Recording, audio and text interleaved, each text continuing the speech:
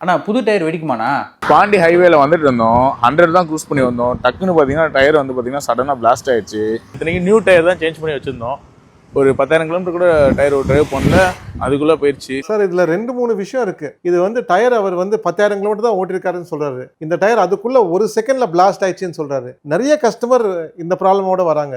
இதில் 2-3 விஷயம் இருக்குது. பாயிண்ட் நம்பர் 1, அவர் ஹைவேல போயின்னு இருக்காரு. அவர் என்ன ப்ராப்ளம்னா, அந்த ஹைவேலையும் குழி இருக்கிற வாய்ப்பு இருக்குது, கல் இருக்கிற வாய்ப்பு இருக்குது. நம்ம ஹைவே பர்ஃபெக்டாக ஒன்றும் இல்லை. சம்டைம்ஸ் குழி இருக்கும், கல் இருக்கும். அந்த மாதிரி கல் பட்டால், டயர் அடிப்பட்ட சைடில் இல்லை கட் ஆயிடுச்சுன்னா ஆட்டோமேட்டிக்காக டயர் காற்று ஃபுல்லாக டீஃப்ளேட் ஆகிடும். காற்று ஃபுல்லாக டீஃப்ளேட் ஆகிடுச்சுன்னா அந்த வண்டியில் டயரில் பஞ்சரில் ஓடுதுன்னு அர்த்தம். காற்று இல்லாமல் ஓடுது.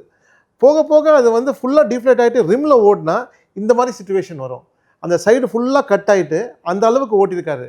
இது என்ன ஆயிருக்கும் தெரியுமா? ஆக்சுவலாக இவர் வந்து சைடில் கட் ஆகிருக்கும், மியூசிக் சிஸ்டம் ஓடின்னு இருக்கும், ஏசி ஓடின்னு இருக்கும், பேக் வீலாக இருக்கும். பேக் வீல் தான், அது பேக் வீல் தெரியுது.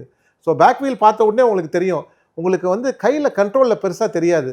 ஸோ ஒரு அளவுக்கு ஓட்டிட்டு அப்புறம் தான் அந்த ரிம்மோட சத்தம் அது கேட்டு தான் அவருக்கு வந்து வண்டியை ஸ்டாப் பண்ணியிருப்பார். ஏன்னா அந்த அளவுக்கு தேஞ்சிருக்கு, அந்த அளவுக்கு கட் ஆகிருக்கு.